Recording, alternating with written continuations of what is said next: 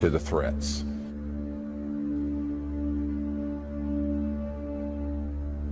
Whatever it is that people have seen that we put out so far, there's so much more. There's much more than the scope of a 2-hour film can contain, or 100 hours would contain. And some of it is information, documents, names, places, people. But it became very clear to me that, you kind of had a tiger by the tail here, and that this was serious. And it was serious enough that we put this dead man trigger in place right away.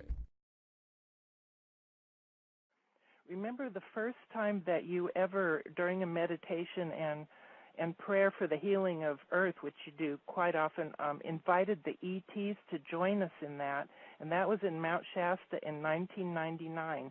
And as soon as you got to that part of the meditation, one of the members of our group heard the words in his head, "Look up," and there was this enormous ET craft moving over us.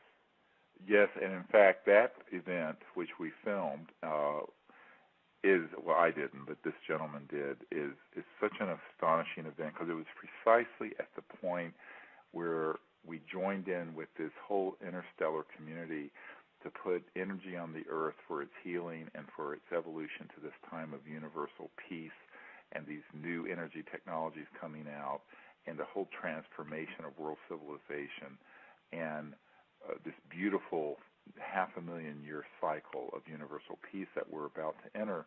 And at that instant, literally, there was this massive, and it looked like a triangle with 2 points of light, like 3 stars, making a perfect equilateral triangle. And it moved in. It was so huge, some people couldn't see it because it was so big. And in between those 3 points of light, it wasn't solid, it was kind of opaque, so it distorted the stars through it. And this object was so large and so far out in space that it was seen from Vancouver all the way down to LA, and was reported, actually, as such. It came 3 times out of the 5 nights we were there that week. And every time it came at that same point in your meditation. It came at the same point.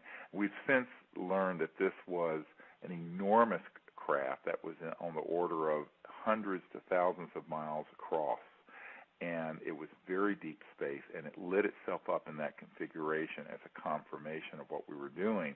But at the same time, we have seen it at other times. 6 months later, we were up in upstate New York, and had the exact same craft come twice on the same night. And so it was sort of their way of saying, yes, this is exactly the kind of energy and philosophy and concepts that we want to interact with. We welcome all species, any race, any color, anyone from any star system. If they can get here and they're allowed off their planet, it means that they're peaceful. Because, how do I know this? We've tried to go off our planet, and the guardians of the universe have said, "Niet, no, not going there yet. Go home." This is what Neil Armstrong meant when he said, when we landed on the moon, the crater was crowded with extraterrestrial vehicles, and they did not want us coming out there yet. Why? Because we were going out there as part of the Cold War. We were in a space race with the Russians. We were doing this within a paradigm of division and militarism and war. The entry ticket to going out into space is universal peace. Not just peace on Earth. That's too old. That should have been 100 years ago. Peace in the cosmos. Peace universal. And that's the time we're in, because that is the requirement of the current hour. It isn't enough to strive for world peace. It has to be universal peace. Because God help us if we unite the world around an Independence Day type scenario where all the people of the world are united in peace, because we're fighting an interstellar civilization that's being masqueraded by the secret government with ARVs and what have you. Don't be fooled again. have found, and we've had this confirmed by military and top secret people who've worked in studying the extraterrestrial spacecraft that have been retrieved over the years, they have found that, in fact, their technologies interface directly from thought to the machine. So it's not even about touching some dials. It's about they think, and there's an actuation of that command in the spacecraft for guidance or for traveling through space. Very, very advanced technologies, and we're going to get into that and why it's so important that we understand this.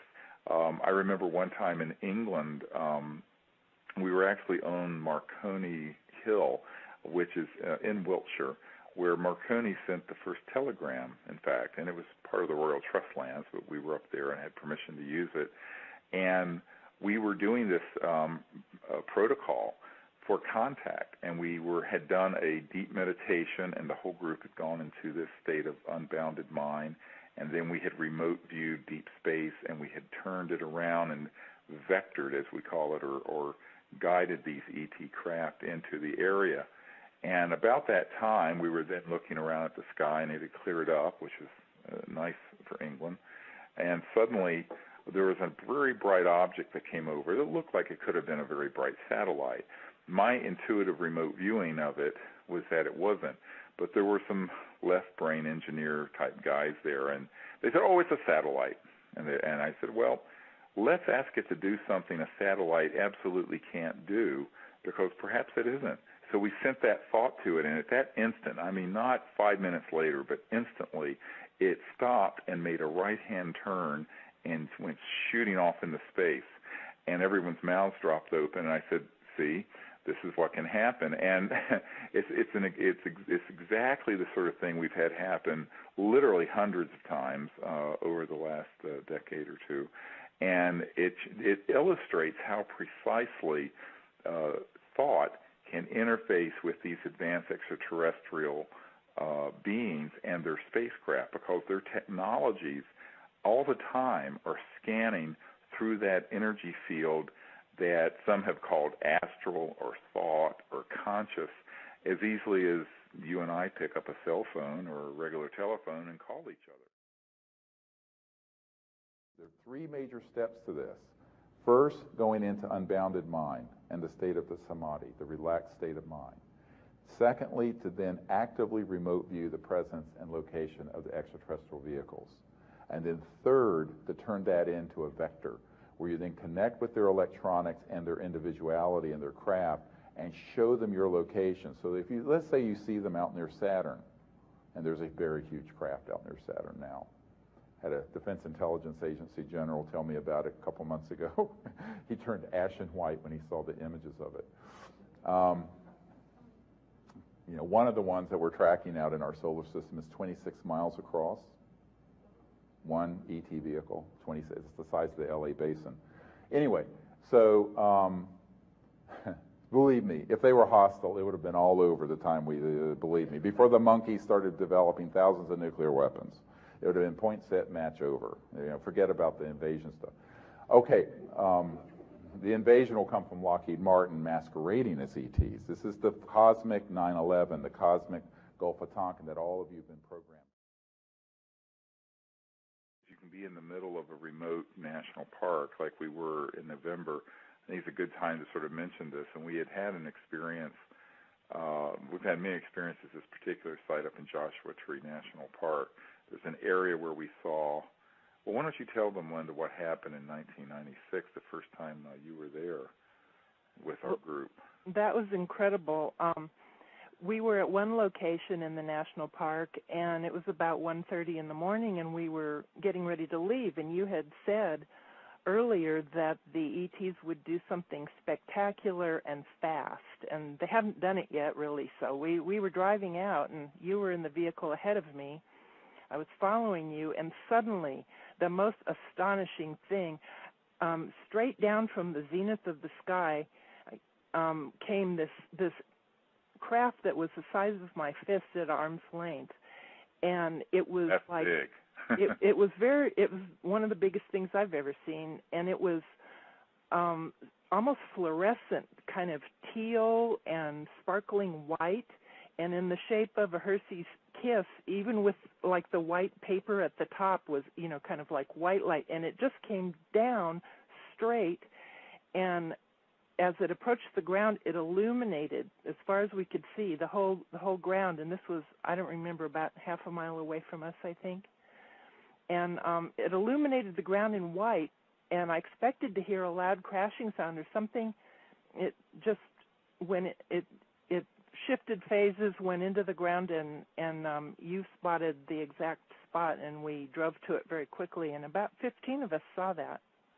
Yes, and what's interesting is that area has been where we've had our contact site since then for the last 10 or 11, 12 years, and we'll be going back there actually in November, and we have had the most astonishing things happen at that place, and we know that, in fact, this is where there's a very strong extraterrestrial presence. I think there's probably some facility underneath the earth in that area of the national park because it's protected.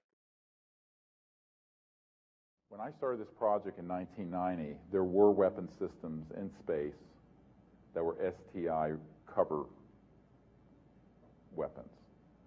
The SDI program, the Star Wars programs, was a cover for these weapons targeting ET vehicles. Now, 20 years later, they have gone up exponentially in their efficacy. They actually were in orbit by 1965. There's a man on our team who actually worked with Hughes Aerospace and some of the other big industries back in the mid-60s here in the LA area, who helped put these weapons in space and design them. And these are using not missiles like you think of a bullet shooting at something. They're using what I described earlier, and these electromagnetic weapons that can actually completely destroy something faster than the speed of light, because the scalar longitudinal weapons go faster than the speed of light. A couple of years ago, we were at this contact site we have in Joshua Tree National Park, and where we'll be going again in November. And what's interesting is that we had been in this circle in our meditation, and I was doing a guided meditation. And we were at this point where we're doing sort of a healing meditation and prayer for the earth and for universal peace.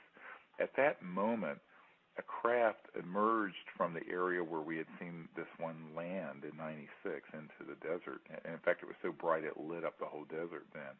But it was in the air about 15 to 20 feet above us. And it appeared and was completely materialized. It came over the west side of the group, just above one of the Joshua trees at that side of the circle. And it had the strangest sound to it. It was like wow, wow, wow, wow, wow, wow, wow, wow, wow, like that. And it was so close that if I'd stood on my chair and jumped up, I probably could have touched the underside of it. And then it got to the other side of our circle, so we're talking 30, 40, 50 feet, and dematerialized, literally vanished in thin air. Well, it didn't vanish. It was still there. What it did is that its resonance frequency shifted back across the crossing point of light, beyond the speed of light. And so they can phase in and out. It's sort of like, I tell people, like those old radios, like you can dial the station, and you can sometimes hear one station and then another, and you can get between them, and there can be both. Well, often we will see that they will be kind of between the two, where they'll not be solid materialized, but they won't be completely invisible. There'll be this sort of scintillating, almost astral energy field that you'll see that's in the shape of a craft or a being that'll be literally in the field with us. And people, have to blink and say, what am I seeing here? 2/3 of the group Majestic, the Magi group, that are keeping this secret in the military-industrial complex support disclosure. But the other third will eat their own. And that's why it's still not officially acknowledged. But we're making progress, believe me. We've gone from 1/3 to 2/3 of the secret organizing entities in support of disclosure. Now, you say, well, isn't that the majority? I say, yeah, but this isn't a democracy in this group. All right? The 1/3 who are the hardliners are also the 1/3 that like to kill people. They're the ones who are the eschatologists. who want to see the world go through a collective death experience. They're the ones who worship destruction. They're the ones who want to see us go to World War III. They're the ones who, when someone in their own group steps out of line, like former CIA Director Bill Colby, who is going to provide for my group an operational free energy device and $50 million in seed money to get it out to the world. This was in the mid-90s. They found him floating down the Potomac River the week he was going to meet with a member of my board. That's welcome to my life. Let's set the stage here, which is kind of where I wanted to introduce this. We were out in the center, the dead center of Joshua Tree National Park, 20, 30 miles from any civilization, any source of microwave towers or anything like that. And these detectors that we have that give this electronic tone, they don't go off just for, if you walk by them or something. They require that they be hit with like a police radar scope or some high source of microwave tower or what have you. And normally at this site, it's completely silent. The detectors don't do anything until we start having contact.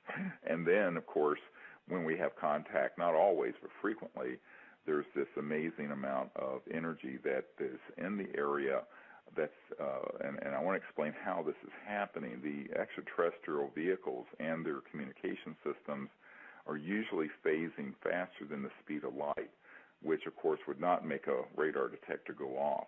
But they can step it down to where it's then moving against the linear space-time continuum and begins to hit the electromagnetic field. And as it hits the electromagnetic field around us, it can very specifically make those detectors go off, so much so that one will go off and one 3 feet away will not. Or one that's 3 feet away will go off in a different spectrum of the electromagnetic, whether it's X-band or K-band or laser band, than the other one. Now, this is impossible. If this was coming from a man-made source like a police cruiser or a Ranger or something like that, it would be the same spectrum at the same time, particularly when they're that close together. And so it's very, very, very anomalous electromagnetic evidence of what's going on frequently with objects in the sky that the group is seeing, or a craft that's moving across space that we're filming with our night scope or what have you. And that's what happened this week, and it happened for 5 hours with these detectors, a total of about 5 hours of continuous. And the transmissions, the electromagnetic beeping you hear, are actually just evidences of packets of information that's being communicated into consciousness. And while these things were beeping, while all these detectors were beeping, I was in a state of consciousness where I was super awake, if you can use that concept, or in a state of cosmic consciousness, where the packets were coming in, and then I was able to translate what the meaning of the packets of information were in sequence, so that they would beep and I would translate, and then it would go on. This went on for hours, and we actually have a very good recording of that. We're calling these the Orion transmissions, and it was, of course, 40-some people observed this, and it was a life-altering experience, I think, for everyone who was there.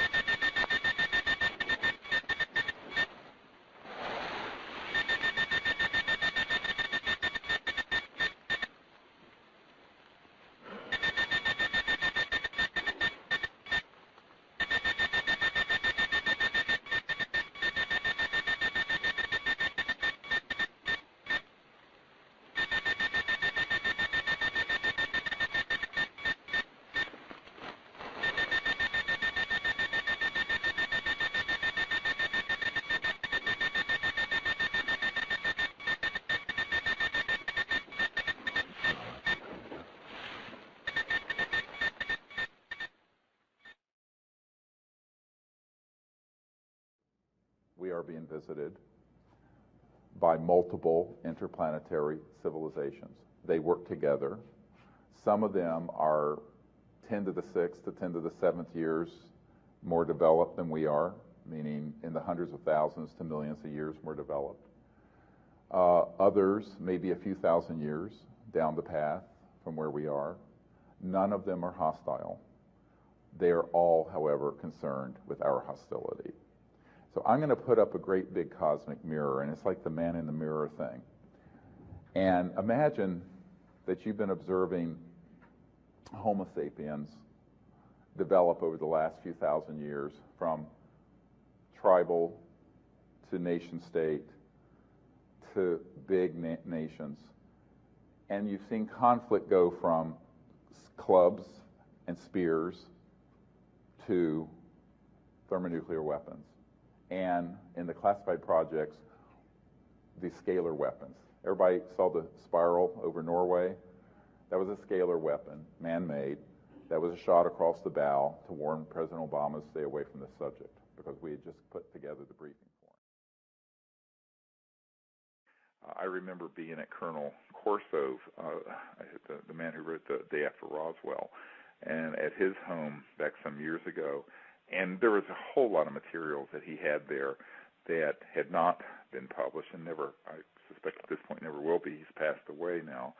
But one of the things that I learned was that back in 1956, he was at White Sands in that area at where we set off the first nuclear bomb at Trinity site, and Holloman Air Force Base. And there were a lot of ET craft that were coming in because they were very concerned about us developing atomic weapons and the potential to destroy the Earth, but perhaps also us being a threat down the road to other civilizations.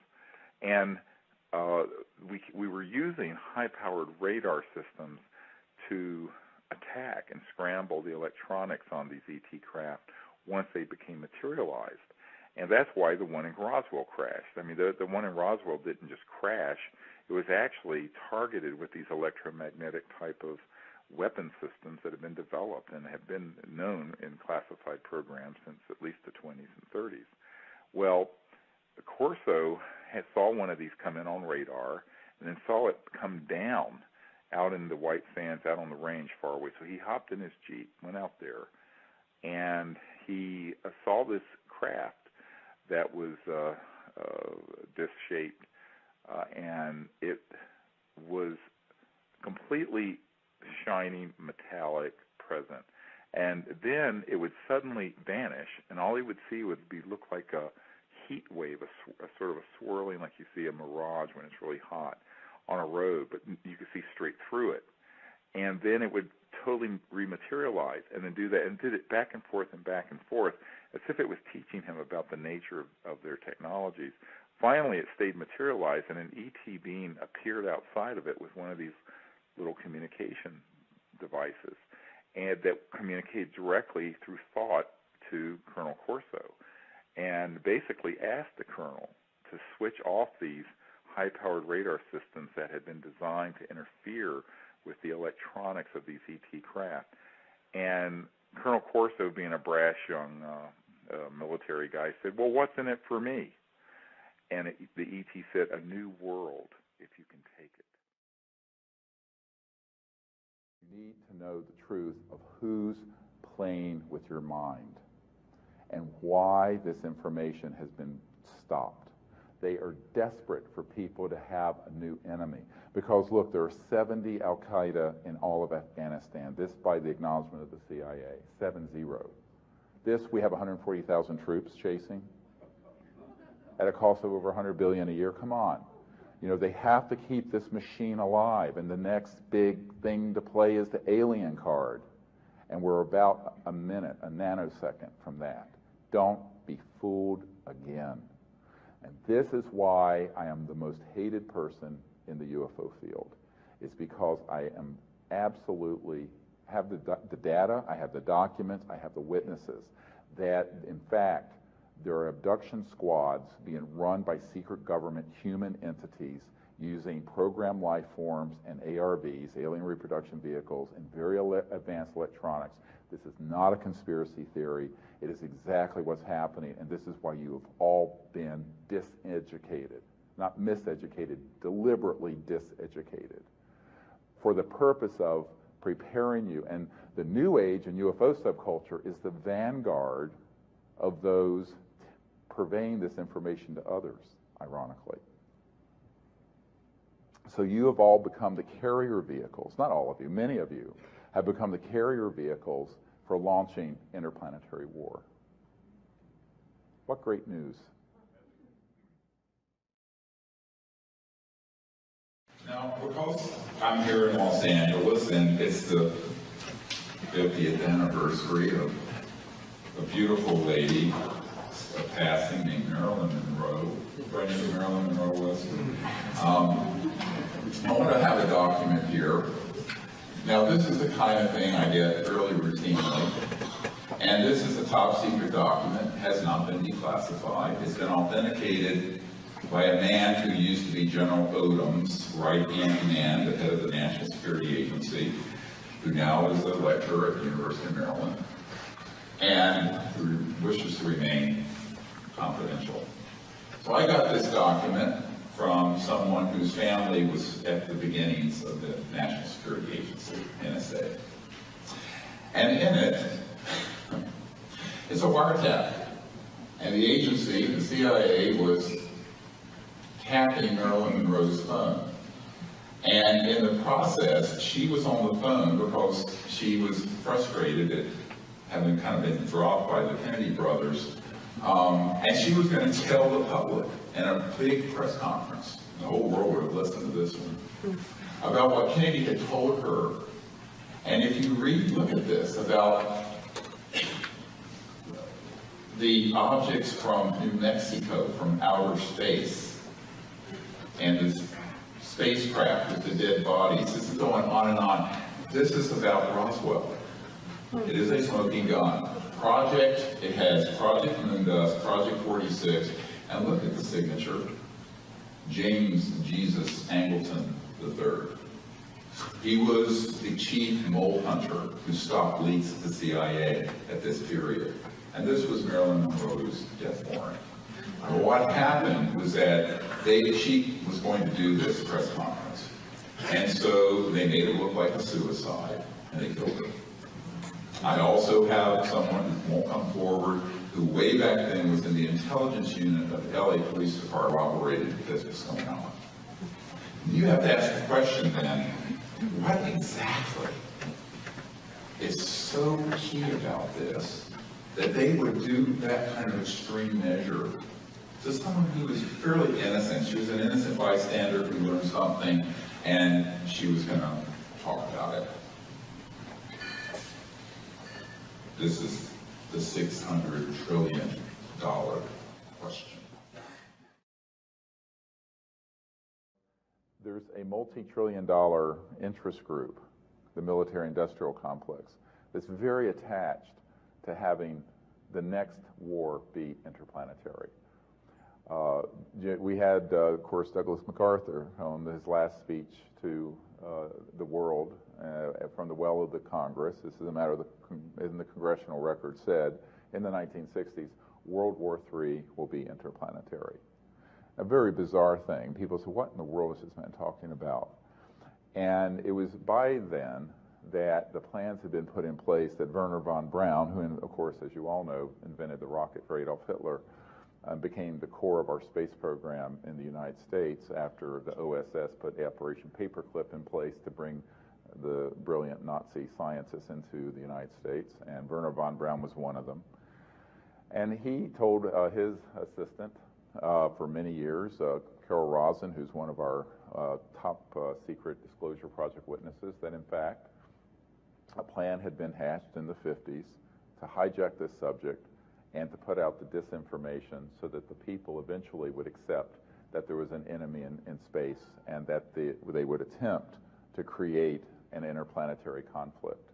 So as we drive around LA and we see all these billboards about Invasion LA, and we hear all the speakers at this conference and others talk about the good aliens and the bad aliens and the whole Manichaean worldview, we realize that the indoctrination of the mind of the human species is almost complete.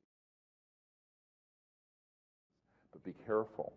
Let's not unite the world against what Wernher von Braun warned about, the false alien threat. This is the biggest problem with disclosure. This is the hugest problem. For years, I've thought of retiring from doing any of this because so much of my work has been hijacked by charlatans who have then turned it into Alien Invasion or Invasion LA. And people come to my things, they find information, and they turn it into a horror flick. They take the stuff we've done and they turn it into another book, and they'll tell you that the evil reptilians and the Greys are here to eat us for lunch, and the Venusians and the ones that look like they came from Scandinavia are our friends, and we're going to have this big. This is all part of a Manichaean, absurd paradigm propounded and actually forced out onto the public through either unwitting dupes of the intelligence community or the intelligence community itself. And the purpose of it is to cause people to have a new enemy. And even if you say, well, there are 1,000 ET species out there that are good, but there are a couple that are bad and we need to resist them and fight them, they've got you.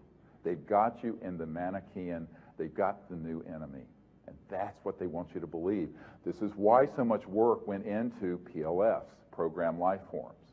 And if you look at the videotapes of some of the things like what Stan Romanek, I've been at his home, that one that's in his kitchen that's going like this, that's actually one of the PLFs. And the intelligence community had called him up and said, Stan, this is one of the fake ones. Now, he may have had real contact. I don't know. But I know what that one was. That was a robotic, artificial ET, what I call an alien. See, ETs are extraterrestrial interstellar civilization. Aliens, if you use the word alien, you're talking about the man-made stuff. Because alien is a xenophobic negative word, so I never use it. To me, it's like it's a racist term, alien. I never use it. So the thing that are the aliens are the Greys and the reptilian and these other creatures that we've been manufacturing. Now, when did we start doing this? Back in the 40s and 50s. So the facility at Dulce, at the Four Corners area, is a genetics lab. There's a genetics facility at Sandia. There's a facility in Australia. There's a group of physicists I know who work there, and there are these things that look like Greys and others coming off a conveyor belt. And they have integrated circuits in their neural complex, and they're put on board these ARVs that look like UFOs, and they use electromagnetic weapon systems and chemicals, and they abduct people. That's what happened to Paris the Cuellar. So and then they have implants. Now the implants, if you look at the implants that are being made, EG&G and a group of other high-tech electronic firms, E-Systems, have been making these in Siemens for decades. If you look at the tape we just released posthumously from a guy named Pollock, disclosureproject.org, top secret guy. He had worked with a man who developed back in the 70s some of the implants that they began to mass produce. Siemens made about 2 billion of them at the time. And these are implants that are RF frequency, radio frequency, and they both connect to satellites, but they can receive signals. And they can affect on a scalar level of what are called psychotronic and radionic type of effects. These are the ones that are being put in people. And the folks who are extracting them, I've looked at the data on it, and I'm going, yeah, but I know who's manufacturing this. Now, what they're going to do is say, see, the aliens have done this. So this is the cosmic 9/11 that none of you know about and that no one wants to talk about. And this is why I've been blacklisted off of George Nuri's show, because I talked about this. Coast to Coast won't let me on because I've revealed this. I had a man who was on the planning committee in 1974 for the intelligence community and the corporate aerospace world, who came to the briefings we put together for Congress in 1997. This man had sat on the committee where they had put together everything needed so that they could hoax an invasion of Earth, 100% controlled by humans, made 100% to look like alien. And he said every single world leader will be deceived by it. That was fully operational by 1974 that he knew of, and I have learned before that. This is why we have to be extremely careful, I mean extremely careful, not to buy into the xenophobia and the fear. Because I can tell you right now, the only thing we have to fear are our fellow humans on this. And the extraterrestrial civilizations, every single one of them that we've had contact with, are peaceful, understand cosmic awareness, they're transdimensional, and let's face it, if they wanted to make trouble for us, it'd be over. I want to talk about this for a moment, because everyone looks at too much science fiction and too many UFO videos and books. If you have the ability to travel faster than the speed of light through interstellar space, do you really think that they would have waited till now, if they were hostile, to take the Earth? And by the way, what is on this planet that they need? If you're able to go faster than the speed of light and materialize an entire spacecraft Vedically from infra-ultrasound, they're not here, Zachariah Sitchin, I'm sorry to tell you, to have gold, have monkeys pull gold out of the ground. They don't need my sperm and your eggs. I got news for you. Don't flatter yourself, honey. Your junk ain't that good. And they, you know, my daughter has a PhD in genetics and neuroscience. We'd laugh. You know, you can take a epithelial cell, and all your genes are in there, and with the technology they have, they could clone you and you and you and you if they wanted to. They don't need to drag you on board a spacecraft and extract your eggs and sperm. This is being done as part of the parallel government's paradigm of fear. None of it makes any sense if you know the least scintilla about science. So the actual extraterrestrials that are here are universally peaceful. There is a hierarchy. They're here on a coordinated system with what I call the guardians of Earth, which are the God consciousness civilizations that are the progenitors of life on Earth. There are ones who are concerned about what we're doing to the Earth, because the Earth is precious and sacred. And they're concerned what we might do if we escape the biosphere and end up out in their solar system, creating the havoc that we've created on Earth. But the fact that they're concerned about our hostility does not make them hostile. Don't conflate the two. You understand? All right, well, hold a name. I'll tell you what, you're calling about Dr. Greer, right? Yes, I am. All right. You know, I've interviewed Dr. Greer over the years, right? Yes, sir. And I've always warned Dr. Greer that what he's doing, in other words, if everything Dr. Greer is doing is real, he's in jeopardy. He's potentially in jeopardy. If he's going to pry a secret from the government that they don't want pried open, then he's in jeopardy, isn't he? That is so true. All right, I want you to listen to something. All righty. All right, I want you to listen very carefully to what I'm about to play, and then I want to get your reaction to it. This appeared on Dr. Greer's telephone. Mail for CSETI number 301-249-3915, recorded message dated July 19th, 2004. At time is 12:35 a.m. 7th, saved message. Stop prying into the government matters with dire consequences will result. Dire consequences. Listen carefully. 5 a.m. Here we go. 4 is not a valid entry. To repeat this message, And here it comes.